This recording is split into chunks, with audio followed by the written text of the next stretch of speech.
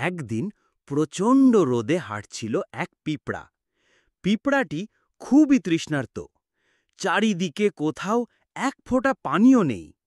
ঠিক তখনই এক ছোট্ট পাখি উপরে থেকে ওকে দেখতে পেল। পাখিটা উড়ে গেল একটা ফুলের কাছে, আর তার ঠোঁটে তুলে আনল এক ফোঁটা জল। পিঁপড়ার পাশে এসে সেই জলের ফোঁটা রেখে বলল, এই নাও বন্ধু, এটা তোমার জন্য।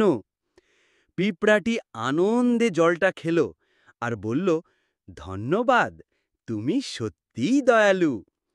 কিছুক্ষণ পরে এক ভয়ঙ্কর বিপদে পড়ল সেই পাখিটি।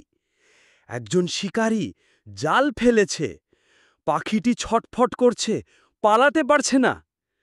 দূর থেকে তা দেখে ছুটে এলো সেই ছোট্ট পিঁপড়া। সে শিকারীর পায়ে কামড় বসিয়ে দিল। শিকারী চমকে উঠল, জাল পড়ে গেল, আর পাখিটি উড়ে পালালো। পাখিটি হেসে বলল, তুই আমাকে বাঁচালি।